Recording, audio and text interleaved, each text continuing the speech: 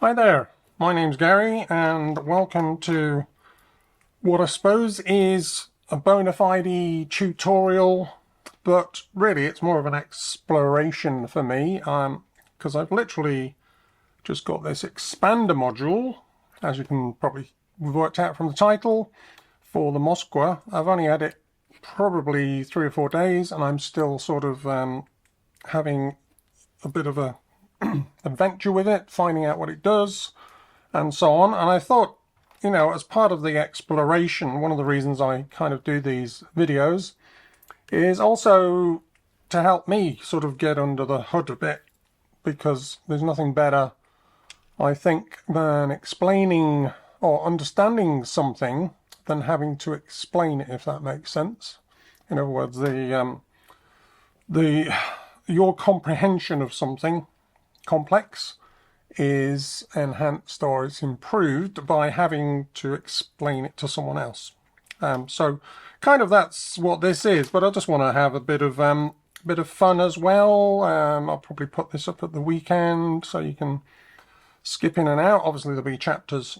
So I got the Moskwa because, as you know, with some of my other racks, I do like these Roto sequencers. The Cosmos Sequencer, the Hikari. I had another one, I forgot the name of it, but it was sort of a circular thing. The Moskwa, though, has got a lot of sort of bells and whistles, which I like, mainly for performance.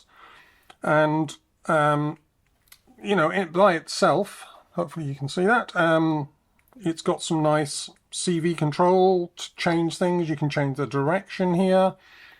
You can reset it so it bounces back to the beginning. You can sort of stop and start it with the transport one here. Obviously clock it, it's got to be in time with everything else, so just external clock. And then the really nice ones are the top 3 little rotary controls here, so you can randomize it with this left one, fully randomized or half randomized, and everything in between. There's a slew, which obviously adds slurring between the notes, which is more of a special effect than anything to do with the sequencing, I suppose. And then you've got a probability that you can actually assign to, you know, steps, to slewing, to also a ratcheting type effect as well. So by itself, it's not too bad, but there are lots of things I kind of really wanted to do, make automated. And that's why this expander called the Ostankino, obviously from the same company, connects around the back and just offers you a lot more, well, particularly this top section offers you a lot more control over some of the features, which we'll go into and have an explore together.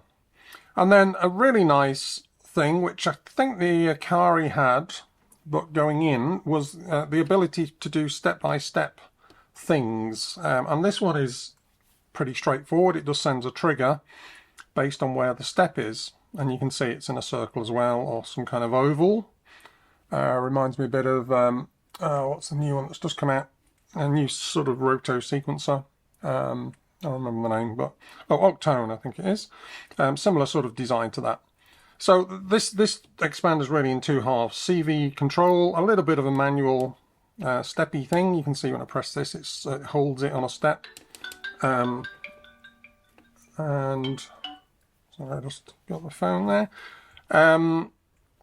So 2 halves, yeah. The CV ins to control various functions, and then this trigger out per step, which is actually the surprising thing when I've tried it out a few times. So let's just connect it up. I'm going to, you know, try and build a patch as we go through. So gate out into, I'll just use the mini synth because it's down here. Gate out, CV out, and then we'll patch that up into an input, and you should be able to hear the sequence. I've got to keep it reasonably low for me because I'm using a live mic off this camera as well as a stereo going into it as well, so it's kind of useful. I've got a bit of sorry, let me just turn off all the effects. So this is dry, miniature synth, single voice, single gate and CV going in, just to the mixer here. So pretty straightforward. I'm going to clock the Moskwa, so just a single 1x clock from Pam's, which is currently running at 94 BPM. Might increase that a bit. Let's go to 110-ish. I also want some delay, so I'm going to use Pam's clock 8 just to put a dotted apes delay into this FX8 here. Which is very nice. Right, so that's your basic Roto sequencer. I can go to 1 step using this control, 2 steps, 3 steps. And these controls on the top are great, you know, if I wanted to randomize those, let's say 4 steps. If I wanted to randomize those, full randomization. But it's still only those 4 notes. So one of the first things I did with this expander was to go from the first step. So first step meaning if you put a CV into here between 0 and 5 volts, I don't think it's bipolar, just not positive. Oh, in fact, yeah, it might be. I'll talk about that in a sec. But the first step means that it will jump when it gets the voltage to another first step on the sequence and then do 4 steps from that point. Just so you can see it working, let's just do 2 steps. So let's send a slowish bipolar in. And you can see the bipolar working there. It's so it's going around in the 2 steps from this one. And you may say, well, that's not particularly cool, but if we randomize it, because this seems to be going slow, if we speed this up, and I'm going to take a random signal from oct and then put it into its own CV. So now you can see it's jumping around a lot more. So it's got the feel of random, but it's very much based on the number of steps I put in. So let's put 3 steps in. Let's slow it down a touch. So it will sort of now complete 3 steps, but starting from a different position. That suddenly opens it up to a world of possibility, because I can, let me just change some of the notes. If you can make all the notes different, even without affecting anything else, just the fact that it's moving those 3 steps around is quite nice. Put a bit of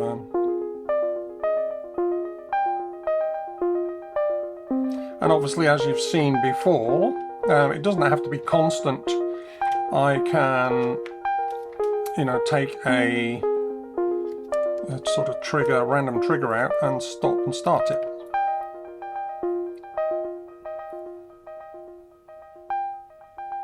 So this third part of the oct expander here is basically turning the transport on and off, and with a bit of delay and a touch of reverb. Just with the single modulation, really, the start note, we've gone quite generative and obviously a bit of a random stop-start. I might patch up polycinematic actually, just to provide a bit of a bed for all of this. So let's put it in stereo, just make sure it's switched in.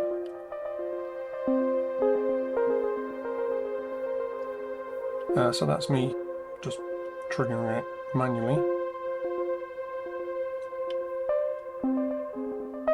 So yeah, I'll take the stop-start out for the moment and just have this constant thing. So the other, before we go into the other parts of this, let's do some basics. So the other thing to make this interesting is either the range or the transpose. So the range is this one and the transpose is this one. Because what we've got here is obviously, let me just put it in a middle register. just the sort of fixed notes.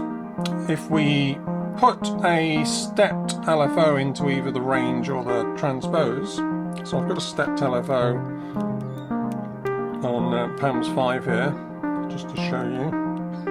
So a stepped LFO is going to do jumps. If we don't do the jumps on these, it'll be sort of slurring between notes. In fact, let me show you that.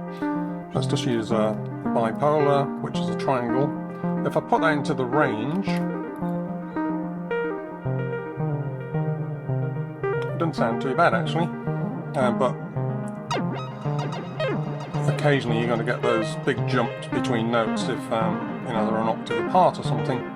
And because it's not in time, that's the thing, it's changing in between the steps. So, I mean, that's nice in itself, but when we use a stepped LFO, we get very defined jumps between notes, which is actually quite cool. I'll just, in fact, just so we're not getting confused, because if you put too much modulation on, you lose track of what's going on. So just a 4-step sequence here, with the range, which is this knob, effectively. The range being, you know, the lowest note to the highest note. As it's more around to the right, we're going to get like 3 or 4 or 5 octaves. When it's more to the left, just, you know, 3 or 4 notes. So it's actually using this stepped LFO, which is random. It's jumping between the ranges. So, you know, on one cycle it'll be there, next cycle it'll be over there, next one it'll be there. So we're getting this quite nice range of notes. And that's controlled obviously by, say, the level of the stepped LFO. If I make the level 20% or something, it means we're only adjusting this, you know, 20% of the overall movement. And if obviously we start there, it's only going to do 3 or 4 notes at the bottom, which is good for sort of bass things. Let's kill the...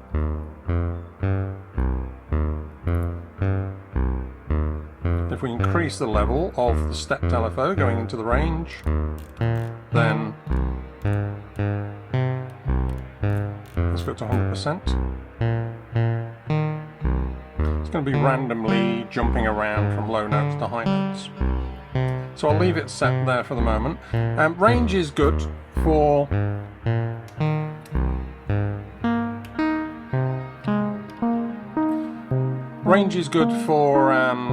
you know, just expanding the melody if you've put notes in. But the other type of thing that's nice is just actually to move the whole, you know, melody up or down. So that's the transpose feature. If we put it into the transpose CV here, on 100% it's going to be crazy. It's going to go from like low octaves to suddenly 5 or 6 octaves. So that's where the level really comes into play. Let's set it at sort of 12%. And the clock for this one is changing every 2 bars. Sorry, every 2 beats. So let me make it a bit more obvious. So it's every 8 beats now, or every 2 bars.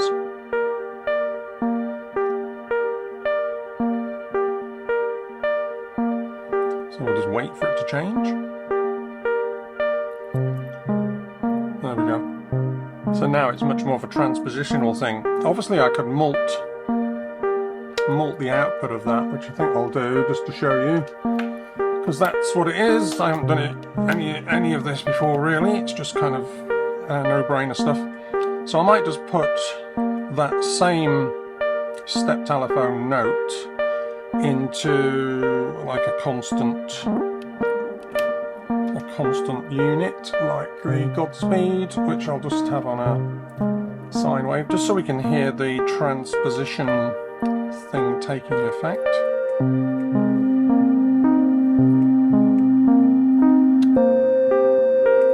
Not sure if it's in tune.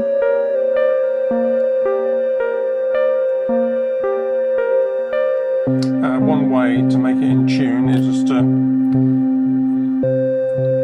just press the auto tune on it, which is one of the nice features.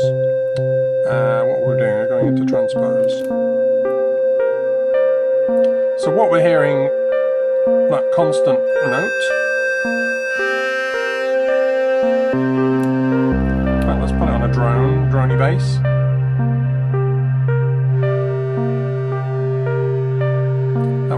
modulate it for the moment.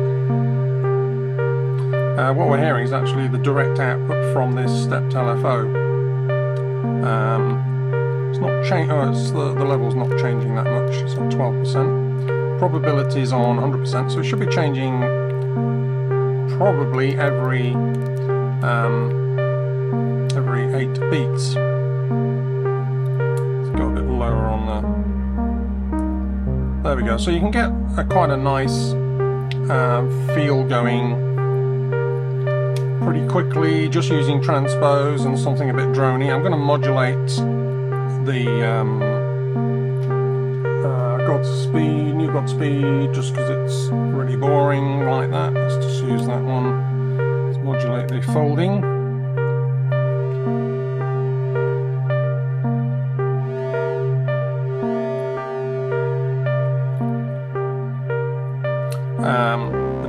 Bit of bass in there. Right, so this was all about the transpose feature. So it's not transposing as much as I thought it would. It may be that I need to offset this voltage. So that's one of the things you sometimes have to do. In other words, there's a point at which the output from here starts to have an effect. So offsetting it is just pushing the voltage up so that it probably triggers the transpose more. I haven't really looked at what voltages do the transpose. But now let's add in this, my favourite thing so far is the first step modulation. So we're now going to be jumping around, this offset's probably a bit much there, jumping around the sequence let's go back to 3 steps.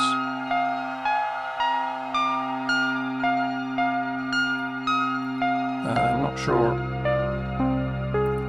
Godspeed's contributing a lot, but that'll do for now. So I've actually been, last step out of interest is a similar effect. If I modulate the last step, it will, on a long sequence, sorry, I have to make it a middly sequence. That's right.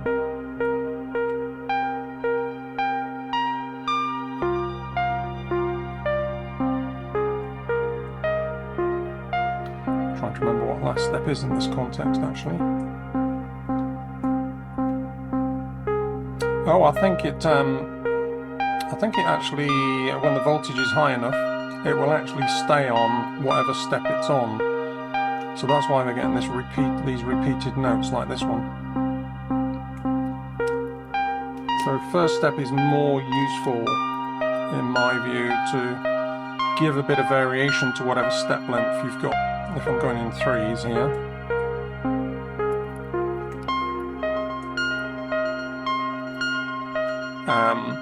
And the transpose doing its thing now. We can just change the level of that again. In fact, I think I prefer the range. It gives more variety. I'm not sure you would have both. Transpose is probably more useful, specifically if you're transposing the rest of the rack, if you're doing some kind of, moving to a different key. And that's much more of a musical decision. Right. So the other things are these top 3, which are basically CV control over you turning these. So if I went to turn the probability here, so that, like I said, that's going to introduce, depending on the settings, I don't want to change them for the moment, but it will change either any of the above, the slew, the ratcheting. I'm not going to call it pattern because it's just a ratchet, multiple triggers per note, and also whether or not the step plays. So that's why we're also going to a bit of jumping around, as well as this first step jumping around. We're also getting within that some extra jumping around. But these CV controls just basically do that. So it's just a way of adding more complexity to the sequence, particularly probability and random. So you could have it going from, in fact, yeah, let's just do that, just to show you them working. Straight 3-step sequence. If I put it into random, when it goes positive, it's going to, you know, choose these 3 notes randomly.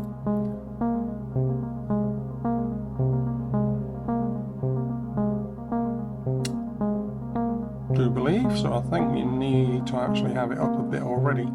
If it's bipolar, in fact, let me take a unipolar. Oh, that makes sense. Yeah, so unipolar is quite slow, and I've got a bit of randomness going in here. Will mean, and this is where it comes into its own, I think, you get like the sequence as you programmed it in, which is quite nice. Sorry, these 3 notes. And then it will occasionally, if you do it like a slow unipolar, it will occasionally do the effect of turning this up for you.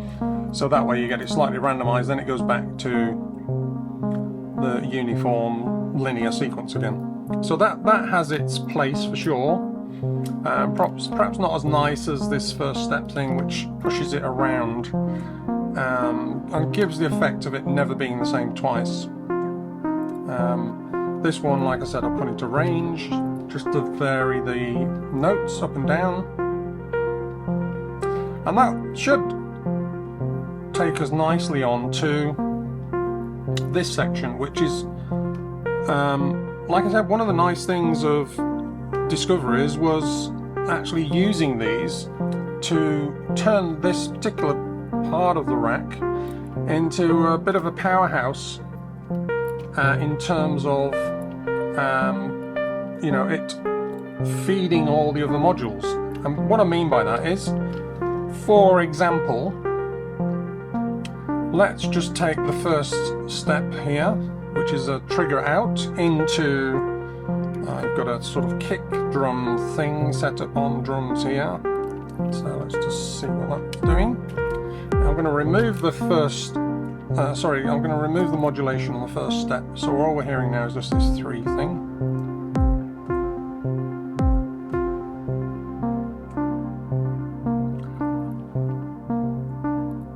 So every time we get the step now, just making sure it's set up right. There we go. Sorry, there's a little switch here which I inadvertently pushed down, which turns it into bit numbers, and that's the sort of thing that only these AOC, the company that make these two, use as an internal way for them to communicate. If I switch it up, it just does straight triggers. So you can see coming out of number 1 now, every time it hits 1, it's going to play the kick drum. So that comes into just basic things like that. Go to a 4-step sequence. The kick drum's still going to hit on the first one there. 5 steps. Now let's bring the modulation of the first step back in, and this is where things get interesting, because obviously this first step, let's go back to 3, this first step now is going to move around, as in it's not going to play consistently.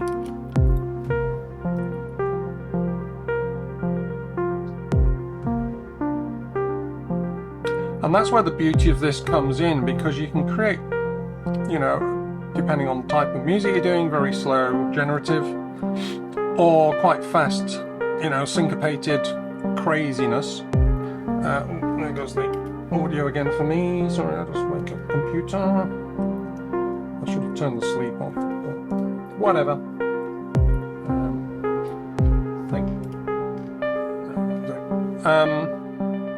So where was I? I lost train of thought. Yeah, so these can provide, you know, you could literally have something being triggered on every single step.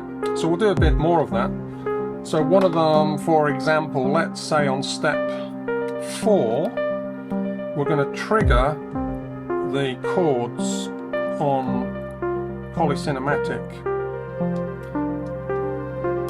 So you can hear it just playing that one note now. Let me get rid of, in fact, let me get rid of everything but just the mini sequencer, mini synth, and the polycinematic. And it's just playing the one note. The nice thing about polycinematic is it's a long lead, playing the chords or triggering chords. So I've got usually use this ornament and crime here just to trigger different chordal notes. So this is a sort of probability melody, and need to trigger that with something. Probably let's try number 6, which is a slow one. So this will now send different CVs to the chord select in polycinematic and get some chordal changes.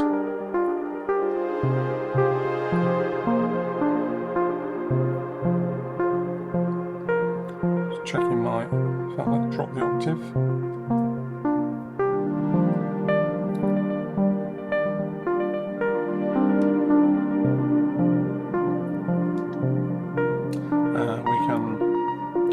Bring the mini synth out of the range of the chords. So what's, like I said, the main thing here is that the Moskwa step 4 is triggering the chordal change whenever step 4 is hit, and it's kind of semi-random at the moment. You know, in theory, it may not trigger for quite a while, depending on what the modulation is doing. If I slow the modulation down, it gets to the point where it would trigger quite a lot because it would sit around step 4. Same with the kick drum, which we can change to something else actually. Let's just choose something a bit more experimental, a bit more percussive.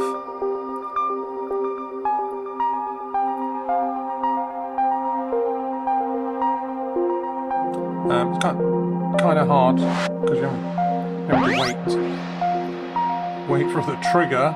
I could, you know, just for setting up, set it to one note, take the modulation off, set it to 2 steps rather. That way, this is going to be triggered, and I can set some sound on here.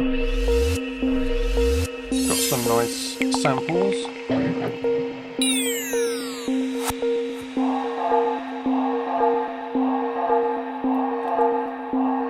So that's a bit of a vocal noise.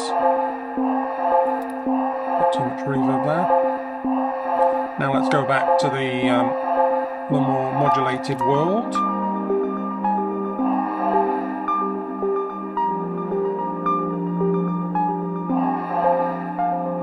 Now let's take another step. Now just building this up. So we'll let's grab step 7, spreading them out obviously, and trigger another sample on drums.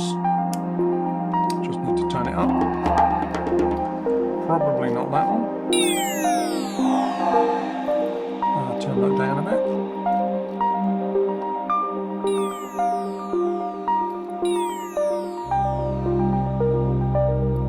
And the other thing we can do, so hopefully you got those, we've now got 3 things being triggered, as well as the gate going to the main, this main synth. If I turn it all down, if you're getting confused, let's just stop it and remind ourselves what's going on. So drums is receiving 2 triggers from step 4 and step 7. This is moving around a bit randomly because we're modulating the first step. If I speed up and make it more random, I've actually got a random CV going into the main clock of the oct, if you like. So this modulation here, you can see it's sort of going up and down, so it will push this forward quite quickly and then it will move slowly, so it's moving around, which is quite nice.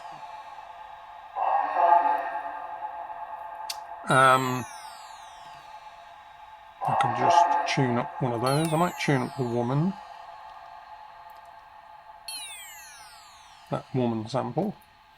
Go on. I'm waiting again. I've still got the range on, which doesn't affect the triggers, of course. I'll do for that. So the range here is just changing the main sequence, which I've turned down for the moment. The other thing we could do, if you remember, I put this new Godspeed, which is sort of doing a root, or sorry, it's a random stepped LFO coming from Pam's 5 here. I don't think I quantized it. Let me just double check. Do I need to quantize it? Yeah, I do. So it's just playing a C at the moment. Let's take it into a C minor. There we go. Getting a lovely sort of cello-y sound. One thing we could do with this is also trigger it. So if we put the new Godspeed through a VCA and then envelope shape it, we should be able to get a nice sort of bass pulse coming along. So we'll go into this VCA because it's nearby, out of that VCA back into the mixer using some short patch cables, and now we just need to shape this. So I'm going to use another step. Let's use step 5. And you could actually make these, think logically about the order of these, but when you're randomly moving it around, doesn't make as much sense.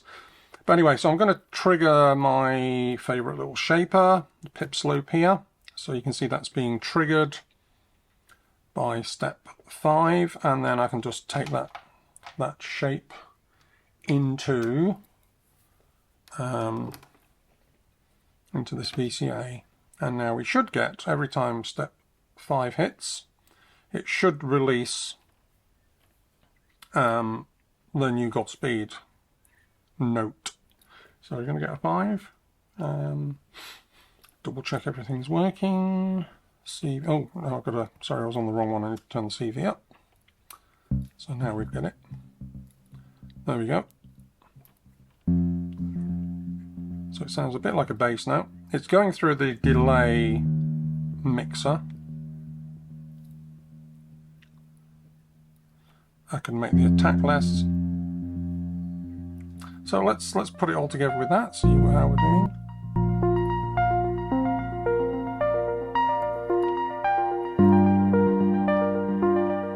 The chords.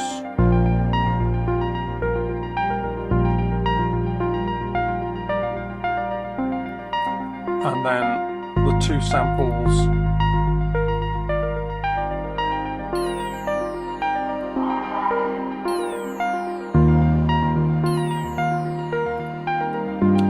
So the bass I can shape here, remember, make it longer or shorter.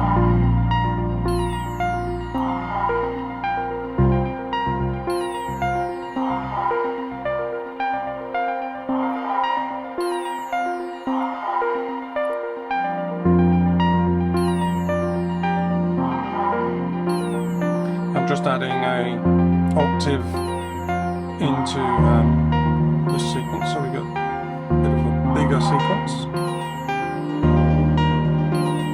And of course we can keep going. We've still got 1, 2, 3, 4 steps left.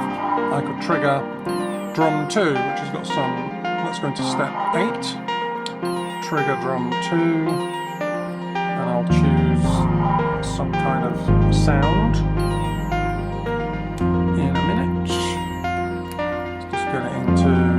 I think we'll have this delay to create a bit of a delayed percussion-y sound. I'll just start with a snare type model.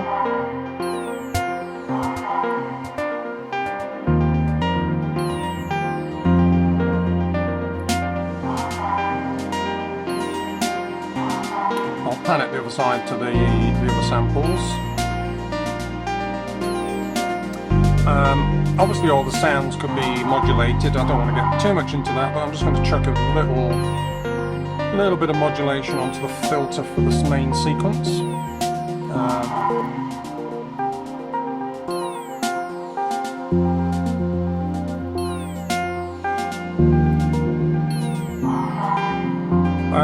So the things I can still have control of on the Moskwa are obviously the probability, so I could introduce slewing and a bit of ratcheting if that's set.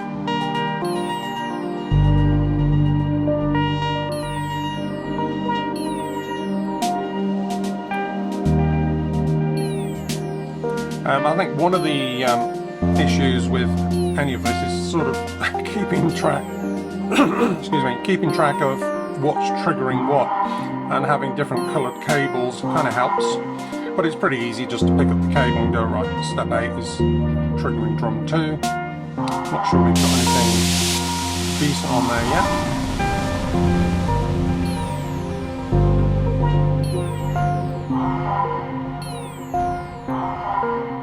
I suppose one of the issues is, you know, if you've got something like a sample which is really standoutish, like that voice, and it's being triggered quite regularly because this is only an 8-step sequence.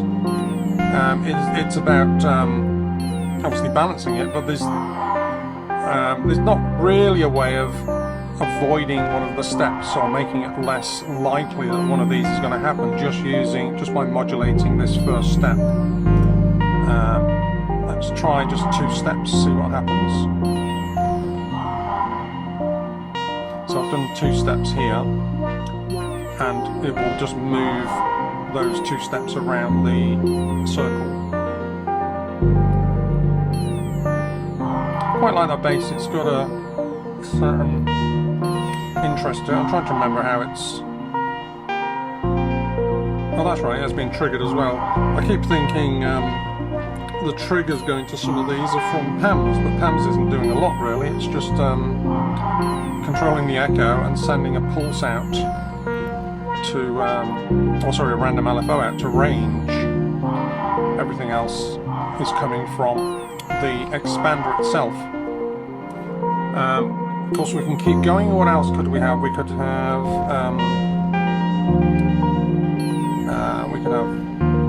piano sounds. We could trigger the filter. So I'm just going to put on step 3 here, it's going to temporarily just send a filter pulse to the sequence. Let me take the modulation off the filter. Turn everything else down temporarily. So just so you can hear that happen. So there's a nice effect. So step 3, you hear it, you got that crisp sound. Sounds like a harpsichord. I could take step 6, put that into the filter.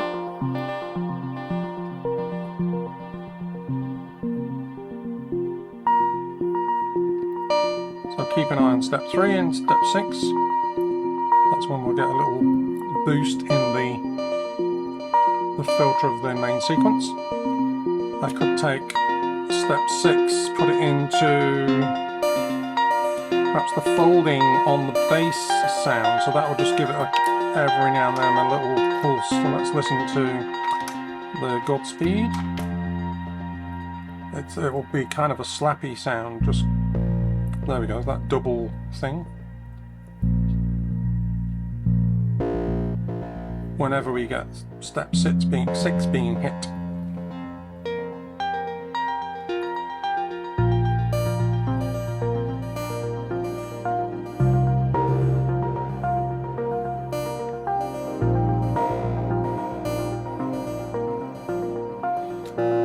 Not my favourite. I'll leave it nice and mellow.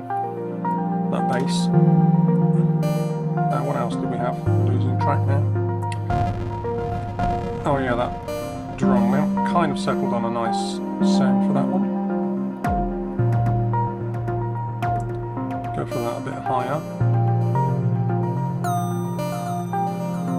Tune percussion.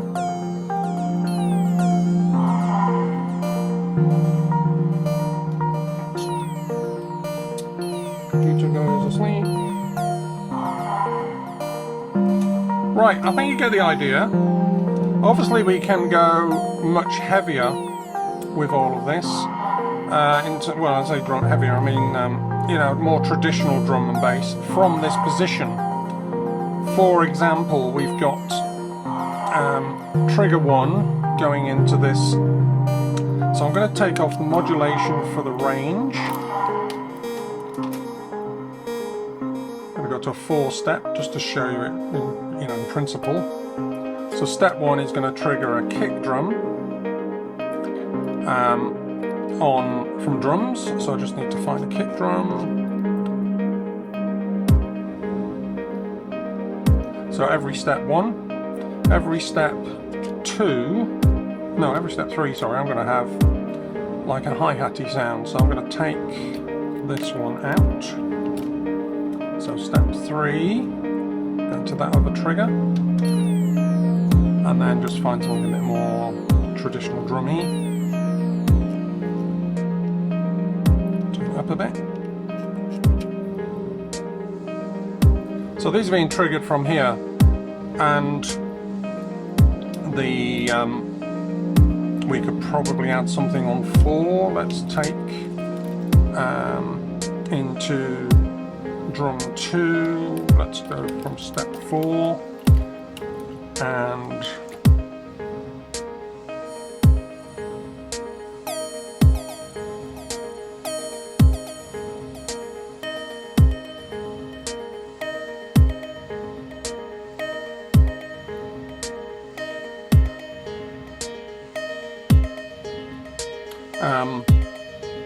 what are we missing? Oh, I took out the step for the chords. I'll put the chords on 2.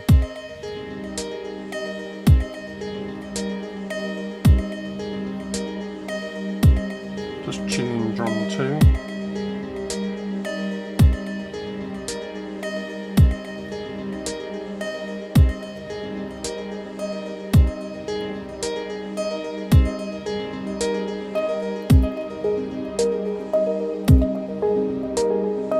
So the mini synth has got nothing affecting the sound. It's just straight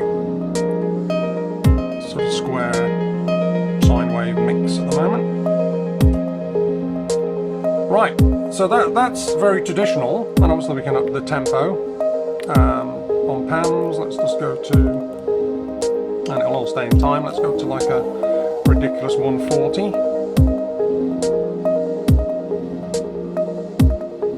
Bring the bass in. I'm not quite sure what's triggering the bass at the moment. We've got into pip slope, that's on 5, so we're not going to hear it. Let's put it on the 2nd step.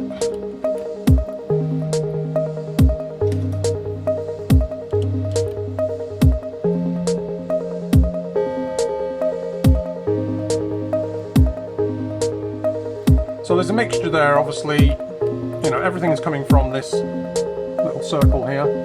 There's an element of unpredictability can come into play, because as soon as I go to 5 steps, that lovely regular drum beat is going to get thrown to the curb. So let's go 5. Suddenly we're into 5/4. And I put the 5th step on the chords, so we're getting the chords come in. Obviously the drums are making less and less sense now. Let's make the change the sound of the hi-hat.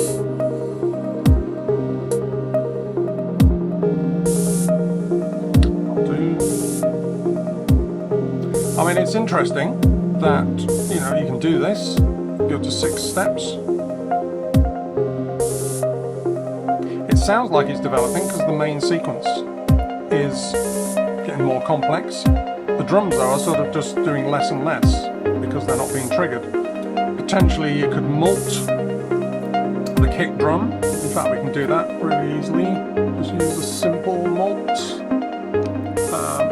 off one of the steps. Oops. So I'm just a simple way of doing it here. So step 1, we'll also have it on step 6.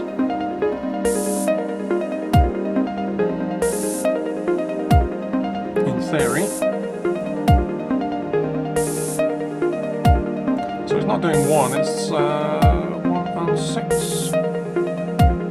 Perhaps you're not allowed, you can't mult it.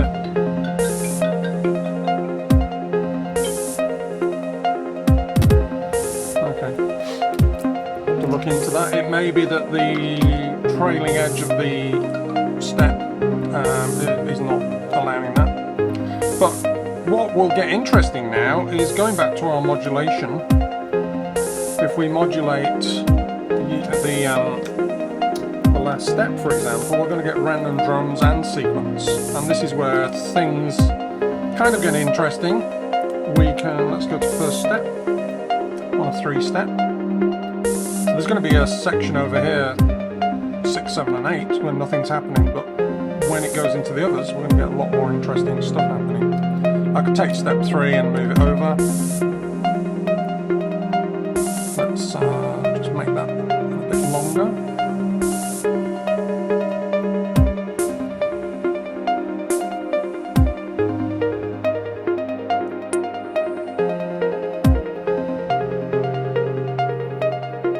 So the kick drum's going to be random, well, everything's going to be slightly random. Random to the extent that I'm still saying, you know, keeping groups of 3, so we'll end up with a bit of regularity, in that we'll get these triggers in sort of blocks of 3 as it moves around. If I slow it down, the modulation that is.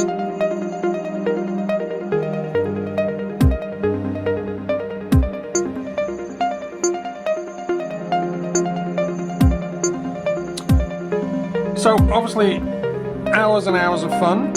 I won't go much further because, you know, you can modulate this completely crazily, you know, using 5 or 6 LFOs going into this, which will change the sequence notes. Like I said, you know, if we change the range, we'll get the sequence doing crazy things. Well, not crazy, but, you know, different notes. And we're also getting percussion and drums kind of all over the place as well. Of course, just by removing first step, we can take it back to something pretty regular. And back to first step to vary it.